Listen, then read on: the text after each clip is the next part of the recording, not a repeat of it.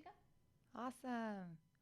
All right, I am gonna just get going. I want to pull up your bio here.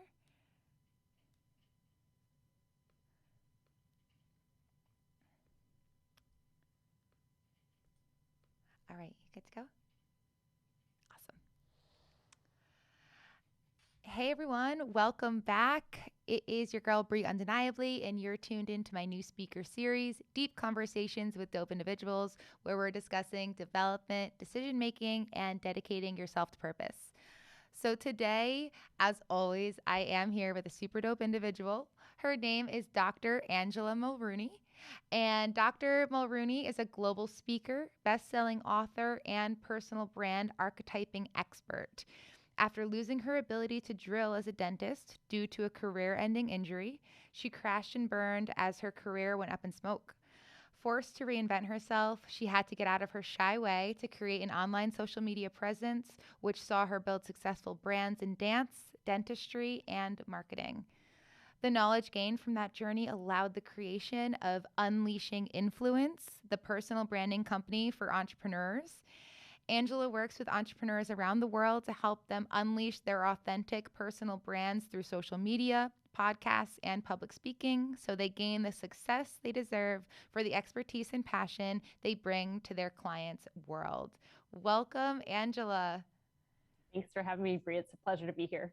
It's so great to have you. I'm really, really excited to have you on. Um, so the way that I really like to start off, there's a, I for lack of a better words, I want to hear your story, but I like to do it in the counseling sense where we like to say, help us meet you where you're at. So, wherever that lands us, please feel free to take the mic and let us know a little bit more about yourself. Sure. So I have gone through a massive transition in the last, well, almost a year now. So Mhm. last January, I moved to Nicaragua from Canada. I made a deal with myself that I was not going to see snowflakes for 12 months, and I'm actually going to win that bet with myself. So that's amazing. Amazing.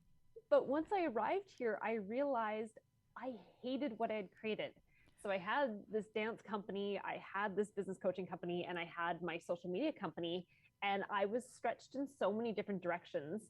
And I had moved to paradise, like literally, this is paradise. Hmm. And I was spending 100 hours a week stuck in front of my computer, stuck up in a hot little room in the place that I was living at. And I realized that I had messed up by building what I had built. And so I had to do some massive soul searching and figure out how am I going to dismantle this empire. And what I really decided was that I was just going to throw a match over my shoulder and burn it down and get rid of the stuff that wasn't working for me. So I didn't really burn it down. I decided to sell off the different companies that weren't working for me and landed with Unleashing Influence. But I sold the agency part of my company off. And what had happened was when the pandemic hit, I had 2.5 full-time employees. And by 10 months into the pandemic, I was at 14 full-time team members. And that was the catalyst for me going, what am I doing? I don't like managing all those people. So I took the agency part out and sold it, and then just focused in on what I do, which is helping people with their personal brands using archetyping to get them out on media. So on social media, on podcasts, as well as speaking from the stage. Wow, thank you so much for sharing that. I mean, this is, I'm already going to say it from the jump, a totally different direction from where any of my other podcast guests have taken me. And that's because you're actually bringing something that I haven't been able to dive into with someone in the entrepreneurial space. And that is sort of ridding yourself of what you have created. Kind of like that let go, that realizing that it wasn't what you wanted to do, or it wasn't serving you, I guess, in a way that you had hoped or had maybe thought it might have. Let's go right there. I really want to talk about that piece because I think that that really is, I mean, that comes with the development and the decision making of entrepreneurship, but and the purpose piece. So let's really talk about that. Bring us to that moment, or that culmination of time that kind of led you to those decisions. So I was starting to wake up in the middle of the night, cold sweat, in the middle of a nightmare, that this, that, or the other thing had fallen through the cracks. And I come from a dental background. I was a dentist, and perfection is part of my nature. That's part of what attracted me to dentistry, was the perfection of the art and science being combined. And having these doubts in my mind that things were being done to the level that I wanted was haunting me. Wow. And it was happening night after night after night. And I was consumed. Like, I'd be out with my boyfriend, out with his kids, and my head would be thinking, oh my gosh, I need to get back because I need to fix something that happened, or I forgot to do something. So it wasn't necessarily just my team. It was me forgetting things as well, because I was so tired. I'd been working 100 hours a week since the pandemic started. And so I was fatigued, and that was something had to get. I had wanted to build an empire. I could build an empire, but I had to ask myself, should I build the empire, or should I continue with the empire? And the answer was no. Yeah. Wow. I think, I can't imagine that was an easy decision, but at the end of the day, maybe it was, it seems like you're so sure of it now that maybe you knew somewhere deep down that when you finally reached that decision, that it was the right one for you to just say, no, this is actually not what I want. It was actually, I'm one of those people, once I realized something, I can't not do something about it. So once I realized that this was not working for me, then it was like, okay, what are the steps that I need to do to undo what I've built? Wow.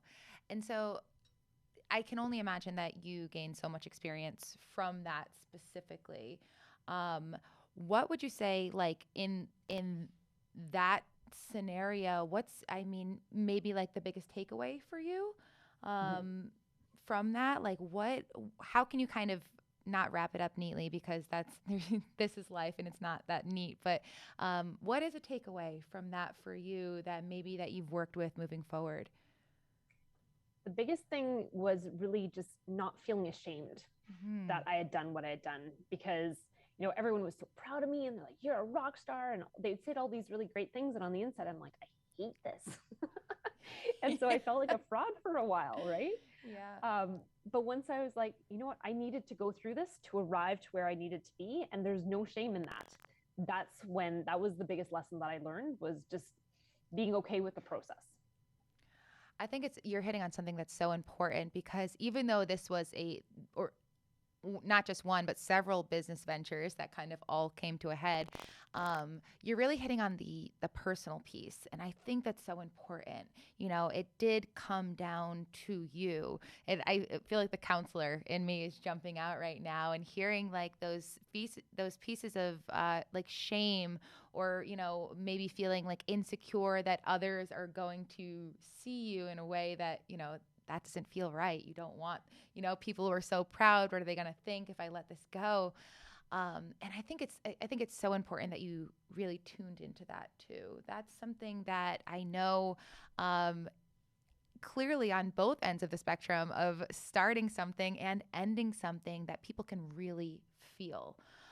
Because I know that's a feeling that comes in the beginning of an entrepreneurial journey too. What if I fail? What if I say I'm going to do this and I can't actually do it? And for you, it was, I did this thing and everyone's so proud of me, and now I'm going to let it go. And what are people going to say now?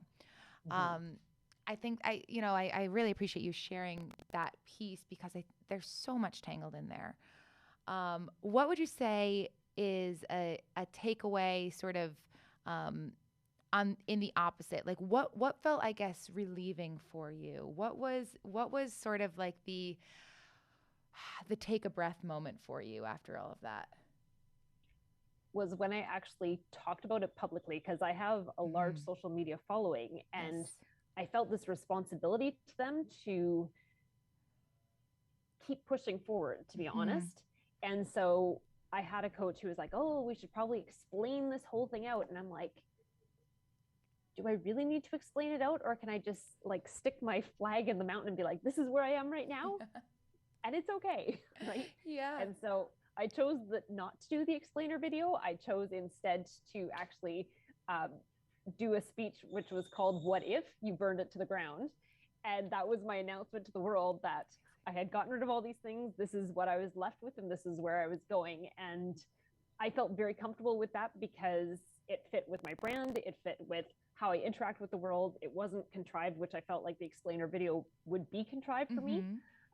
And from there, I was just able to let it go and be like, if they watched the video, great. If they didn't, then I could explain it to them later. Amazing. I feel like something that I would say to my students if I was counseling them in that moment is I would call that naming and claiming. You named it and you claimed it as yours. So the shame couldn't be taken from you. You actually claimed all of those feelings and said, this is how I'm going to package it and bring it to others so that I don't feel these things anymore. So kudos to you for naming and claiming. I think that is, it's something that not everyone, especially in entrepreneurship, a lot of people, aren't making that choice to let it go. So, you found yourself in a really unique set of circumstances there. And I just think that, hearing the way that you handled it is probably speaks to so much of your success in being able to create businesses as it was. You have those skills to be able to assess a situation both personally and professionally and then move forward accordingly. So I really appreciate you sharing that. Let's take a few or several steps back and hear the beginning of your entrepreneurial journey, or even further back than that. Sort of what drove you to all of the pursuits that you've been on? What has that journey looked like for you? I think the driving force has always honestly been feeling not good enough, right? I grew up in a family that was hypercritical. Whatever I did was wrong. And so I was always trying to prove myself. And I was a competitive athlete. I was competitive in music. I was highly academic. So I was always trying to be the best version of myself and push my potential. And that led to, workaholism and addiction to praise and everything else. And so always going after mastery was always part of it. And not saying that's a good thing, not saying it's a bad thing. It's just, it is part of who I am and what has driven me. And I am trying to step that back and go a more simplistic and peaceful route, even though inside me there's still that rebellious fire. But I'm trying to learn from my past and not go back to the workaholism now that I've divested and gone back to exactly what I want to do with my world. Gotcha. Well, I'm happy to hear that you're at the place that you're right where you want to be. You're doing with your world what you wanted to do, what you want to continue to do, and that's awesome. And I think you're speaking to something that is really important and powerful because that workaholic nature, it's like you have to teeter the line on it because it definitely brings incredible benefits if you are pushing towards a goal. But then, as I'm sure you're aware, and what it seems your story speaks to is that the downfalls of that trait, if you're not teetering that line, just right, finding that balance, it can be both a blessing and a curse, I guess. Absolutely. Well, okay, so let's talk about a little bit. So we kind of did the past, the semi-present. Let's talk about right where you're at now, where you're at with your businesses, what you're doing day to day, and what that's looking like for you.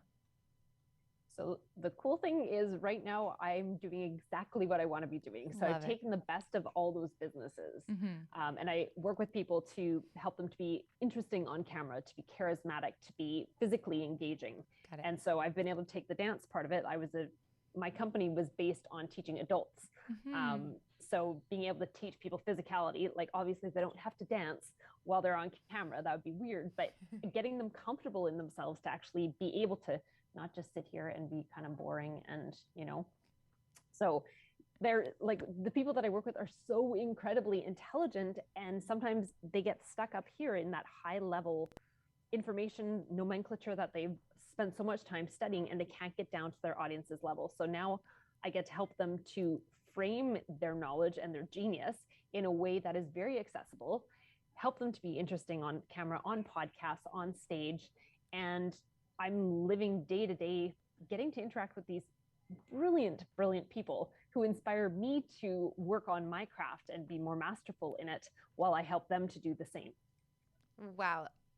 I have so many questions that I want to ask. But first I can definitely share that dancer piece. As a lifelong dancer myself, that using those skills, and I can imagine teaching them to others, there's a level of comfort with yourself and a level of confidence that comes with a performance sport.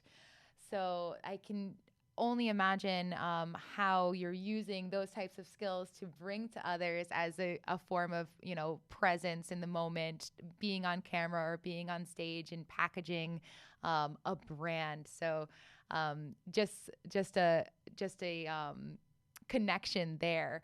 But so let's talk a little bit about what that looks like.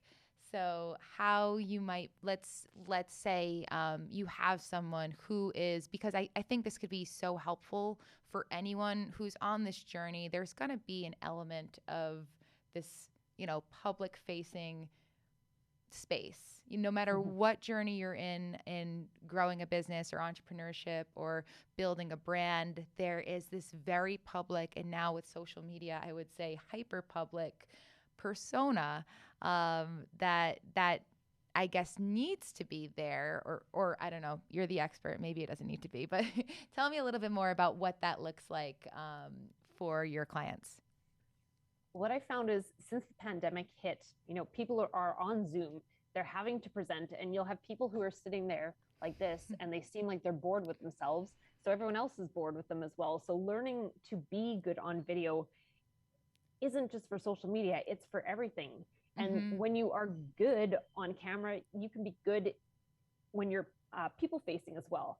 I've started to work with some startups with people who are, they're going to boardrooms and they are pitching their company to investors. Okay. And so they can't be that high level engineer or technician anymore. They have to get down to the level of their audience. And that's a skill. That is a massive skill, to be able to simplify your brilliance into something that is bite-sized pieces that someone who is not in your industry can actually do, right? Absolutely. It's that piece of bringing the value that you have to the people who have no idea what this field or value could be. So kind of breaking it down into, even though, the person is the package, they have to really present it in a way. I know a lot of that emotion is involved too, kind of getting the other person, what does the other person want? And you have to be able to sort of fill those voids in the room. And what we need to do if we're content creators or we're delivering to an audience is really figure out what people are wanting from us. When you're just thinking about me, then you come across as super narcissistic, and it's like watching a train wreck. People will watch and interact with you because it's fascinating to watch it go so wrong, but that's not what's going to draw clients to you. It's not going to help you to win those bids for funding. And so it's really important to really figure out how to serve the people who want you and need you, and take the narcissism out of it. Absolutely. So do you work more with individuals, or is it more like groups that you're working with, or is it just a mix of several different clients? So sometimes it'll be individual entrepreneurs that come to me, or individual startups. Sometimes it's a corporation who has a C-suite that needs to get out there. Gotcha. And I primarily coach on LinkedIn because I work with thought leaders. So thought leadership kind of goes meh on Instagram. It's not great on Facebook, but on LinkedIn, that's where you really win with it. So if it's a company that has multiple C-suites that need to get on camera, then I coach them together with a bit of individual work. But most people are really quite one-on-one, and I work with them for 90 days, taking them from understanding their brand archetype, laying that foundation for their personal brand, building out that content roadmap, and then also the content. Awesome. Okay, I want to I want to do a little bit of a transition. Okay. And I want to talk about sort of for you into figuring this out for yourself. And figuring out, you kind of said that you did say you're exactly where you want to be. Mhm. How long did that take for you to get here, to get to exactly where you want to be? Because that seems to be a question that I come face to face with myself personally, as I am on my own journey and iterating and working out exactly where I want to be. I know I'm on the path, I'm getting there, but it's something that I interact with individuals all the time, kind of asking me questions about this journey that I'm on, who are, in the very infantile stages, others saying, how did you get there? And for me, I'm just beginning. So I want to hear for you, what's that road look like? How long was that for you? Well, the first time I knew I was doing exactly what I was supposed to be doing was when I was a dentist. I'd wanted to be a dentist since I was 2. At 24, I graduated, and it was a dream come true.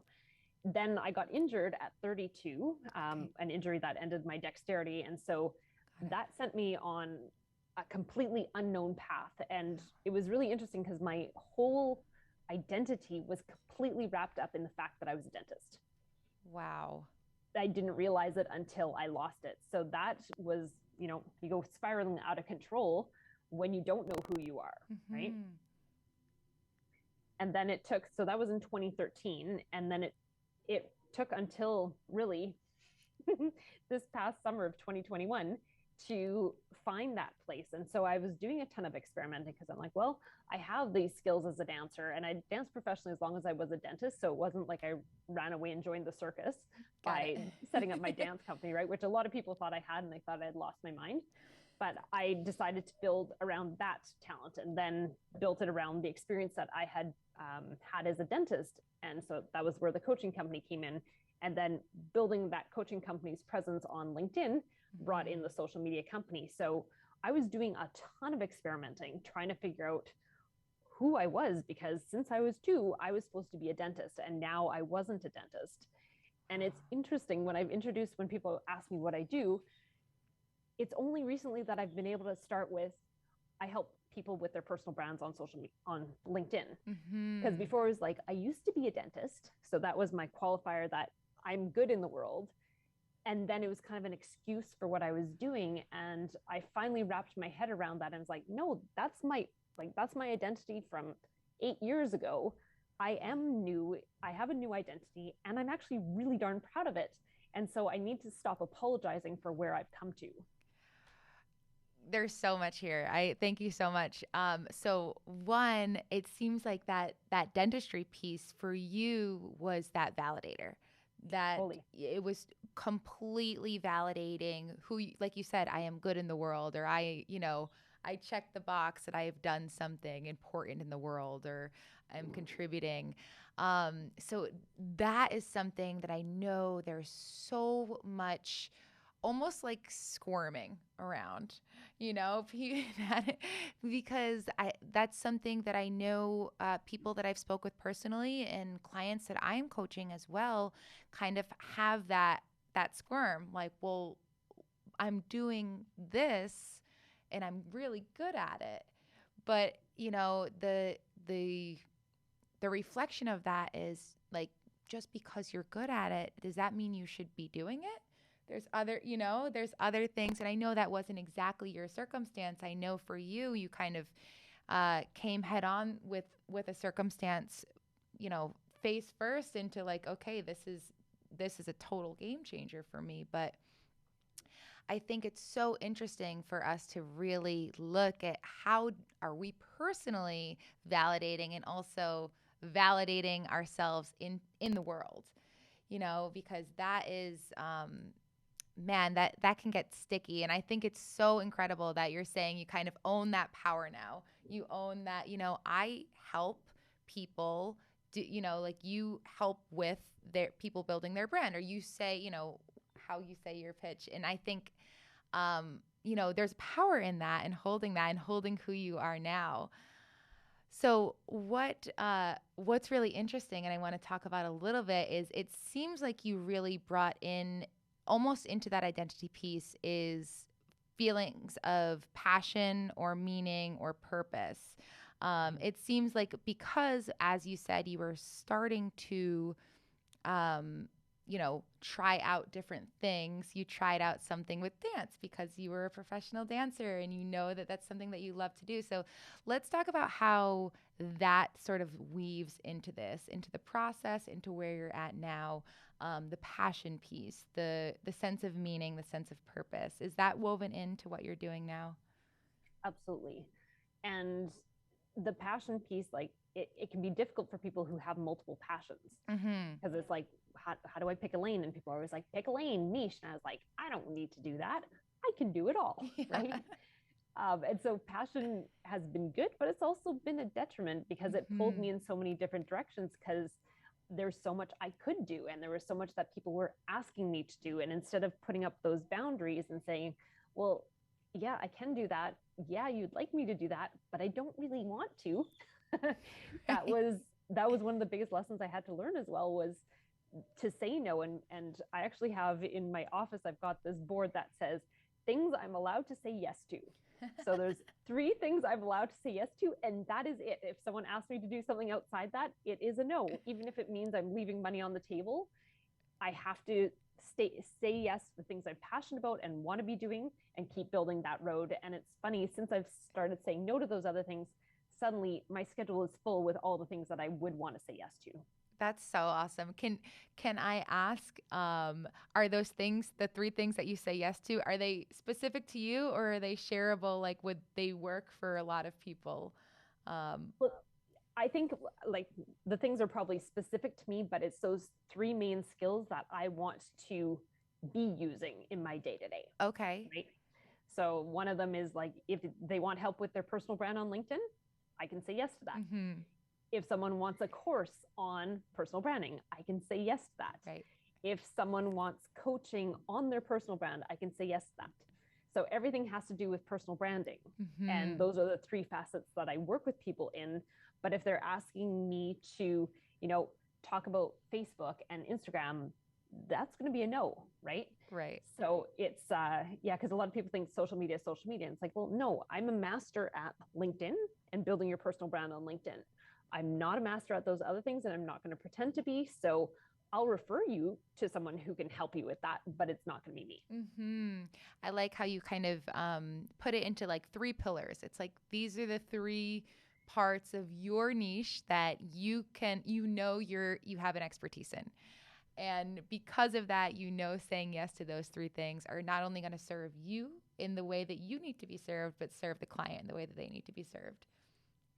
That's really awesome. I actually, I think that I'm going to adopt in some way that, as I build my own brand, is really try to think of, what are those 3 pillars, or, maybe it's only 2 buckets right now, or pillars, or whatever we call them. But I think that's actually a really great way to sort of understand the niching down, because that seems to be very popular right now. Is like, that is the feedback that I see getting pumped into a lot of social media for entrepreneurs, is find your niche, or some people say niche. I say niche as well. I don't, but yeah, find your niche. So I think also you had mentioned that as well. Is that something, is that like a non-negotiable when you are brand building and kind of developing who you are?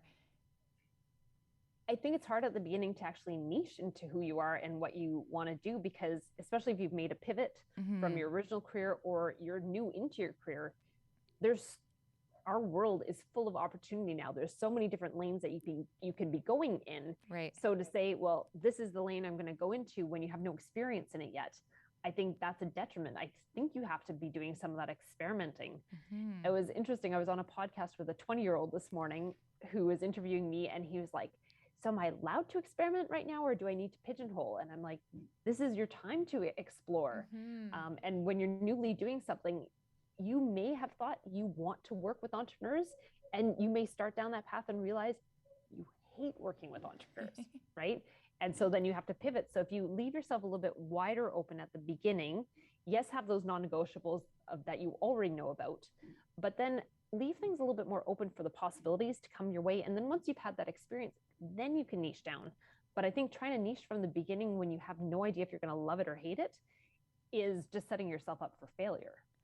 I think that's so important for everybody to take that in too. And for me personally to take in, as you said, you were speaking with that 20-year-old, like that is something, it's almost like, you know, you get the, I forget what it's called, but when the media that you see, you know, that you're intaking in your personal devices is kind of like the media that you're looking for. And for me, I do a lot of entrepreneurial research for myself personally for what I'm building, and that niche topic is so on fire right now, like niche down, niche down, niche down. I like your advice better. don't don't do it yet. Do it when the time is right. Do it when you actually have figured out that your niche is the niche that you not only love and really want to work in, but you've done the research in, you know you'll be able to go full force into it, and you have become an expert in it. Agreed. Yes, that that's I like I said, I need to internalize it myself because, and I need to make sure I'm expanding all of my resources when I'm using social media, so I'm not just seeing the same message played out over and over in the entrepreneurial space. Okay, let's talk a little bit about. I know we talked a little bit about development, somewhat of decision making as well. I want to push into the decision making piece a little bit more. You know, we spoke on the really large decision that you made that has led you to where you exactly where you want to be, which I get so excited hearing that because it's not every day I get to talk to someone who is exactly where they want to be. So that was a big decision that totally played in your favor, even though it was difficult to do. Would you be able to let us kind of lean the other way a bit? Have there been any decisions along the way that, you know, you've really learned from, but, you know, they were not necessarily the decision that, or the best decision for you that you could have made, or that they led into something that you weren't necessarily excited about doing? Right. Well, one of them was actually the business coaching company for dentists. Okay. I went into that because people are like, well, you went through all these experiences. Like when I bought the practice, the owner died. And then I didn't realize I had bought the practice during the global financial crisis. And then I went through a lawsuit with the team and then I lost my career. And so people are like, you have this knowledge that you should share. And they were correct that I could share that knowledge, or maybe I should share that knowledge.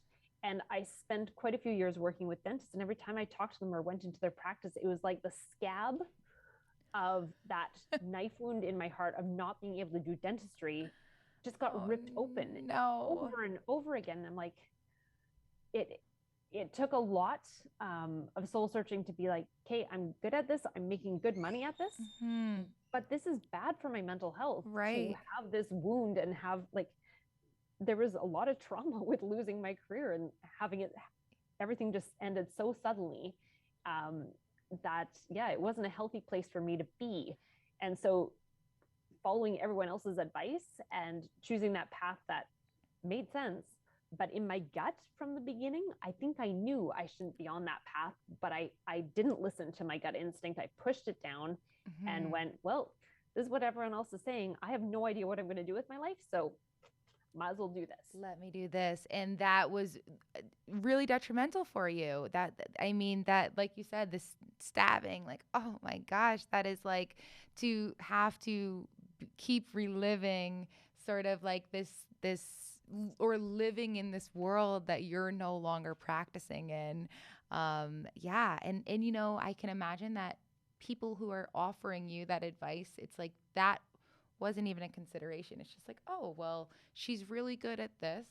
And this seems like the direction to lead her in. But my goodness, yeah, that was not it. That was not the place for you to be. Well, how long did it take you to, like, while you were in that to say, like, okay, I have to actually get out of this permanently? Well, I had wanted to get out of it a year before I did. Okay. That's pretty And common. yeah, someone partnered with me and they're like, let's do this together. I'm like, okay, maybe this will be better. And then she's the one who I sold the company to. So it worked out really well. But during that year too, I still had this this push and pull inside me that I'm like, why am I doing this? I don't want to do this. This is not the right place for me.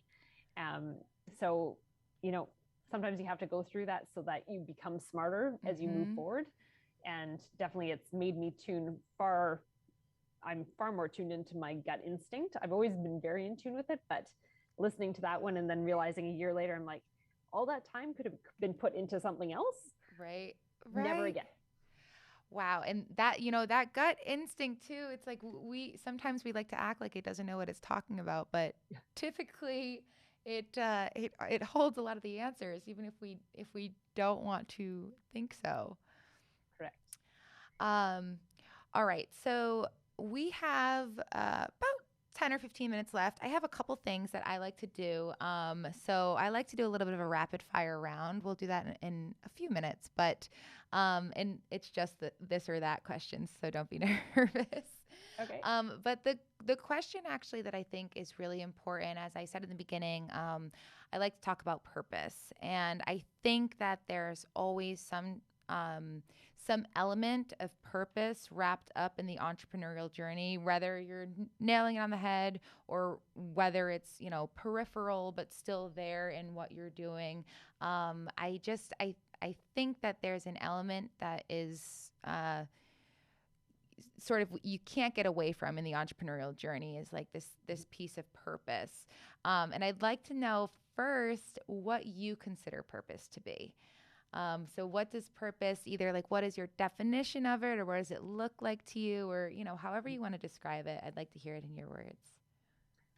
For me, purpose, and this is something I talk about with my clients all the time, is figuring out who you want to be in the world, how you want to change the world with who you are, and leaning into that. Love it. Love it. That's so awesome. That is just exactly where I had hoped you would bring it. And it's very, very, very similar to what my basic definition, what I tell people is purpose is passion plus people. But that people piece can be nature or animals, or however you bring a passion to the world, however you bring something that's bringing you meaning to others so that they can feel it too. So I think that those are pretty aligned there. Okay, so for you, do you feel like purpose is part of your daily routines in your entrepreneurial journey, in your personal life? Is purpose there and present? Absolutely. Yeah. Because what keeps me moving forward is on those days where I'm like, maybe this isn't going to work out. Maybe I screwed up by burning the empire to the ground. I have to dig into why I did that. Right. And what influence I want to have on the world. How do I want to help these amazing experts that I get to deal with?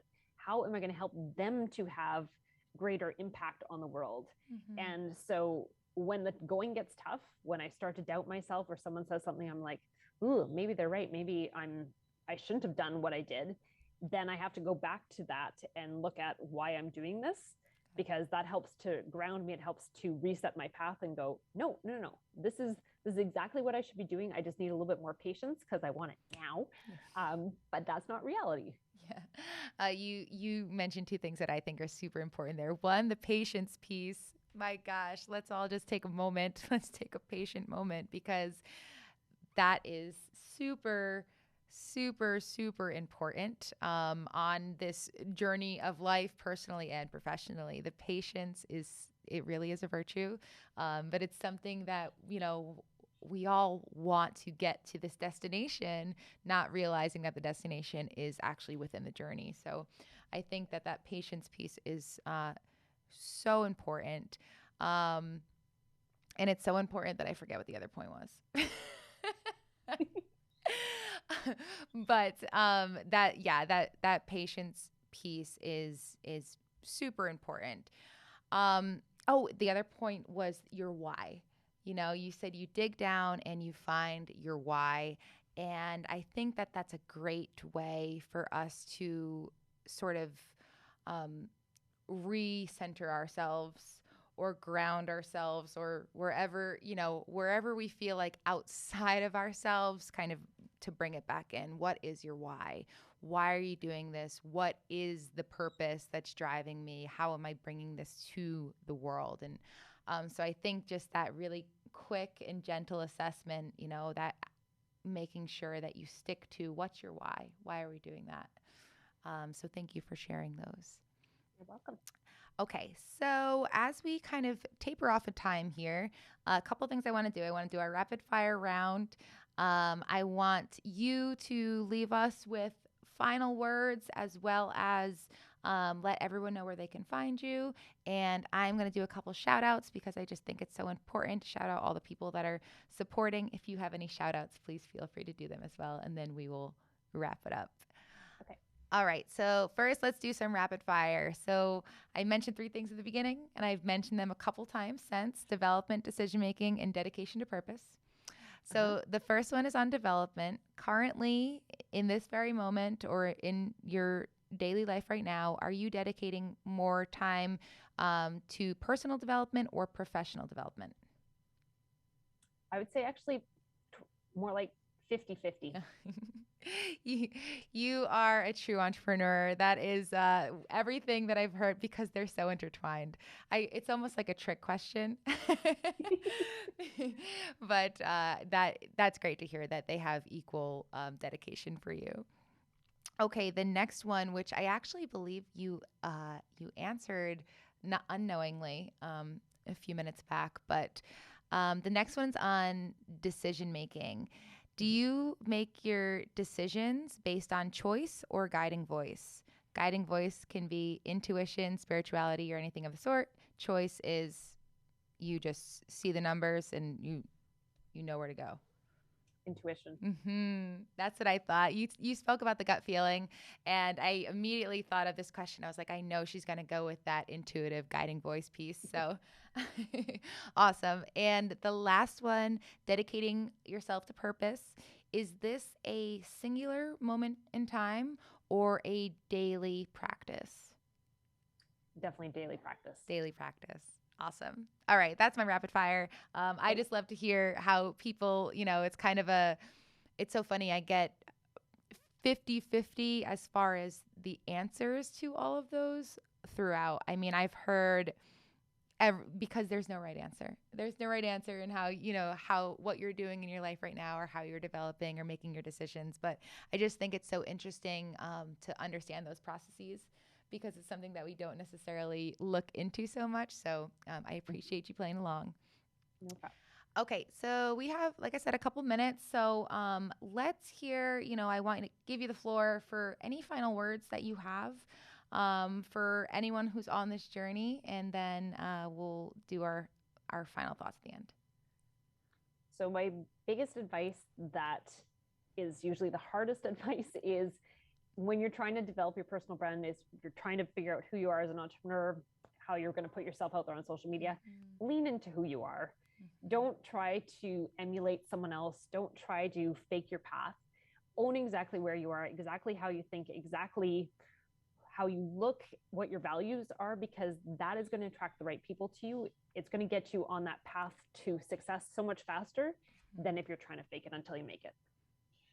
Awesome. Thank you so much. And it really is, it's like you said, it's hard advice. If you are trying to, do something that's so extravagant or so far beyond, what you've ever done, but really bringing it back to who you are, that is like the golden ticket there.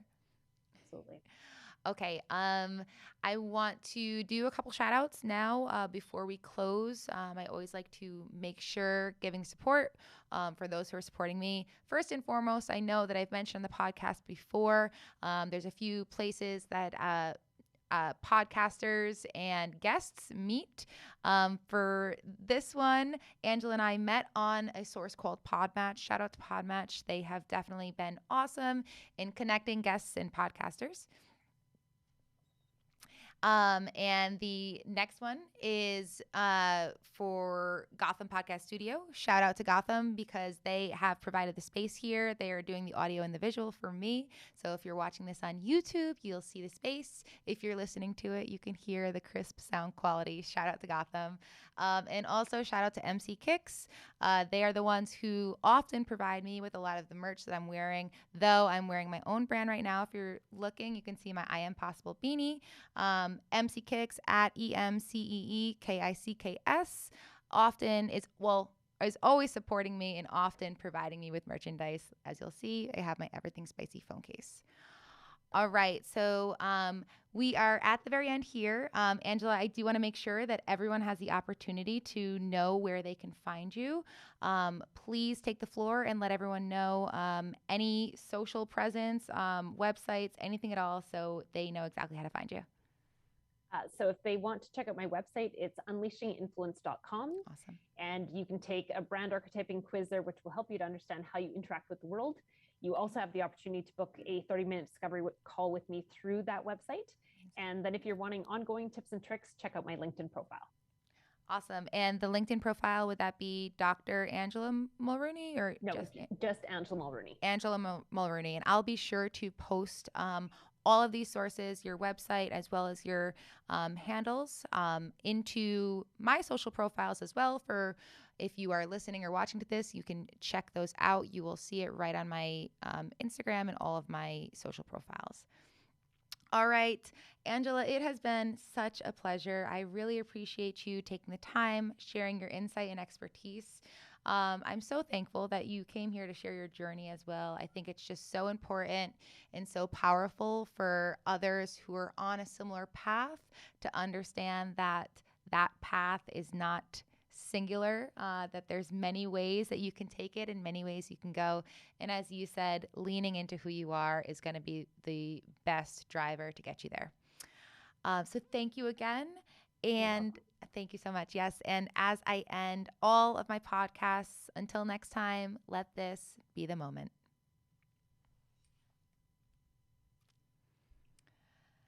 Awesome. Thank you again. I connect.